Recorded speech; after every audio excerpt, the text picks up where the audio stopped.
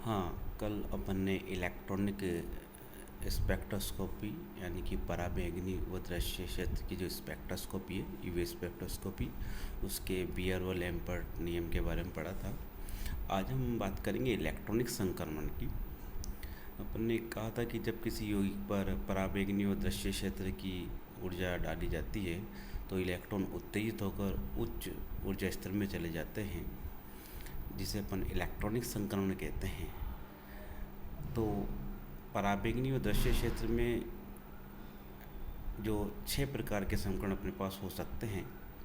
पहला sigma to sigma star संकरण कहलाता है, एन टू सिग्मा स्टार संकरण कहलाता है। तीसरा पाई टू पाई स्टार, चौथा एन टू पाई स्टार, और पांचवा सिग्मा टू पाई स्टार, और छठा अपने पास है पाई टू सिग्मा स्टार।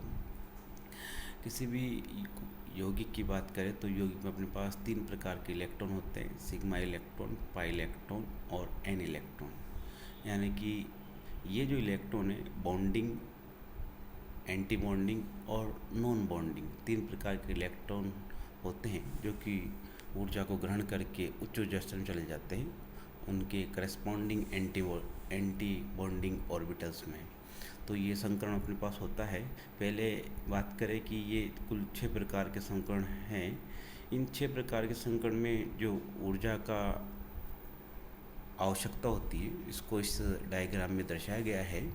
यहाँ देख रहे हैं अपन sigma bonding, pi bonding and non anti bonding, और पाई स्टार एंटी बॉन्डिंग और sigma star anti bonding orbitals है, जिसमें इलेक्ट्रॉन का ट्रांजिशन हो सकता है। किस प्रकार के ट्रांजिशन में कितनी ऊर्जा की आवश्यकता होती है ये नीचे दे रखा है, बढ़ता हुआ क्रम दे रखा है ऊर्जा का। तो इस बढ़ते हुए क्रम में देखें अपन तो बात कर सकते हैं कि सिग्मा टू सिग्मा स्टार संकरण यदि होता है तो उसके लिए सबसे अधिक ऊर्जा की आवश्यकता होती है। और सबसे कम ऊर्जा की आवश्यकता की बात करें अपन तो एन टू पाई स्टार जो ऑर्बिटल है, इसके लिए सबसे कम ऊर्जा की आवश्यकता होती है संकरण को होने के लिए। तो कुल 6 प्रकार के संकरण हो सकते हैं, लेकिन बात करें अपन यूवी स्पेक्ट्रोस्कोपी की तो ज़्यादातर जो कार्बनिक यौगिक होते हैं उसमें मुख्यतः 4 ही प्रकार के संकरण पाए जाते हैं। इन चारों प्रकार के संकरण कौन कौन से इसके बारे में अपन देखते हैं। पहला जो संकरण की बात कर रहे हैं अपन वो देख रहे हैं सिग्मा टू सिग्मा स्टार। ये जो संकरण पाया जाता है ज़्यादातर उन यौगिकों में पाया जाता है जिनमें कि एकल बंध हो, अर्थात संतृप्त जो यौगिक होते हैं उनमें ये संकरण पाया जाता है। और ऊर्जा आरेख से अपन ने देखा कि इस संकरण में सबसे अधिक ऊर्जा की आवश्यकता होती है। जैसे CH4 मेथेन है तो मेथेन अणु में केवल सिग्मा इलेक्ट्रॉन ही होते हैं, और ये जो सिग्मा इलेक्ट्रॉन होते हैं ये सिग्मा बॉन्डिंग ऑर्बिटल से सिग्मा एंटी बॉन्डिंग ऑर्बिटल में ट्रांजिस्ट हो सकते हैं। तो मेथेन की बात करें, मेथेन में सिग्मा इलेक्ट्रॉन, और इस ट्रांजिशन में यदि ऊर्जा की आवश्यकता होती है तो ये जो मेथेन है वो 125 नैनोमीटर पर अवशोषण बैंड प्रदर्शित करता है। इसी प्रकार एथेन में भी सिग्मा इलेक्ट्रॉन होते हैं, इसमें ये ट्रांजिशन होता है और 135 नैनोमीटर पर यह अवशोषण प्रदर्शित करता है। दूसरी बात करें अपन N2 sigma star, N2 sigma star that means non bonding जो इलेक्ट्रॉन्स होते हैं वो सिग्मा एंटी बॉन्डिंग ऑर्बिटल्स में जाते हैं। ये जो संकरण है ये संकरण ज़्यादातर उन यौगिकों में पाया जाता है जिसमें कोई विषम परमाणु उपस्थित होता है। विषम परमाणु में जब अपन बात करें तो ऑक्सीजन हो सकता है, नाइट्रोजन हो सकता है, हेलोजन हो सकता है, सल्फर हो सकता है। तो ऐसे यौगिक जिसमें विषम परमाणु और विषम परमाणु पर नॉन बॉन्डिंग इलेक्ट्रॉन रहते हैं जो कि ट्रांजिस्ट हो सकते हैं हाई एनर्जी लेवल में और सिग्मा स्टार में वो जा सकते हैं। जैसे ये उदाहरण लिया है अपन ने मेथिल एल्कोहल। तो मेथिल एल्कोहल में कार्बन से तीनों हाइड्रोजन जुड़े हैं तो सिग्मा इलेक्ट्रॉन, ये जो कार्बन ऑक्सीजन से जुड़ा है तो ये भी सिग्मा इलेक्ट्रॉन, ये जो ऑक्सीजन हाइड्रोजन जुड़ा है ये भी सिग्मा। लेकिन ऑक्सीजन के ऊपर देखते हैं कि अपन 2 लोन पेयर होते हैं।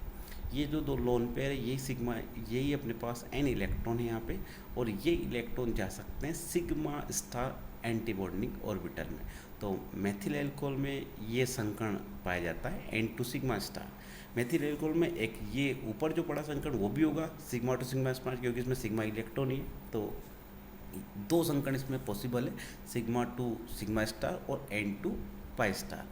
बात करें कि इसमें जो ये संकरण होता है N2 पाई स्टार, ये अपने पास 174 नैनोमीटर पर अवशोषण बैंड देता है। तो ये अपने पास दो संक्रमण हो गए। तीसरे की बात करें अपन, तीसरा जो ट्रांजिशन है वो है पाई टू पाई स्टार का। ज़्यादातर ये उन यौगिकों में पाया जाता है जिसमें असंतृप्तता उपस्थित हो। असंतृप्तता उपस्थित हो, उसमें पाई इलेक्ट्रॉन होते हैं और पाई इलेक्ट्रॉन एनर्जी को ग्रहण करके पाई एंटी बॉन्डिंग ऑर्बिटल में ट्रांजिस्ट हो सकते हैं। तो जिसमें पाई इलेक्ट्रॉन होते हैं, तो बात करें अपन एल्कीन हो गई, एल्काइन हो गई, इनमें ये संकरण पाया जाता है। दूसरे जैसे C triple bond N compound होता है, इसमें भी पाई इलेक्ट्रॉन है, तो इसमें भी ये ट्रांजिशन संभव हो सकता है। तो पाई टू पाई स्टार संकरण ज़्यादातर उन यौगिकों में पाया जाता है जिसमें अनसेचुरेशन प्रेजेंट होता है। लास्ट बात करें अपन N to pi star. N to pi star की बात करें तो इस संकरण के लिए सबसे कम ऊर्जा की आवश्यकता होगी।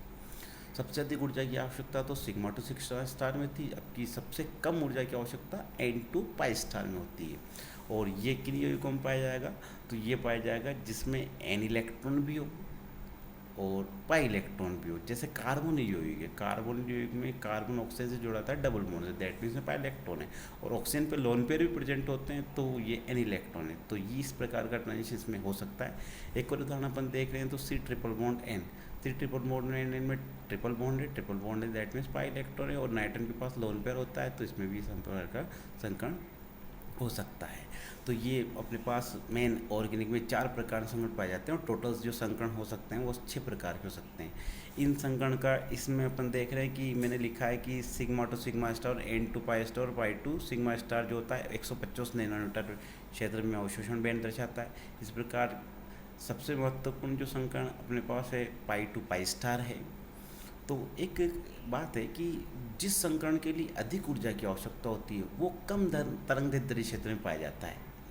अपन दूसरी तरह भी कह सकते हैं कि वे संकरण जिसमें कम ऊर्जा की आवश्यकता होती है वो उच्च तरंगदैर्ध्य क्षेत्र में पाया जाता है। तो अपन ने कहा था कि सिग्मा टू सिग्मा स्टार जिसके लिए सबसे अधिक ऊर्जा की आवश्यकता थी, उस सबसे अधिक ऊर्जा की आवश्यकता थी, तो इसका मतलब ये कम तरंगदैर्ध्य क्षेत्र में पाया जाएगा, और अपन देख रहे हैं कि 150 नैनोमीटर क्षेत्र में पाया जाता है।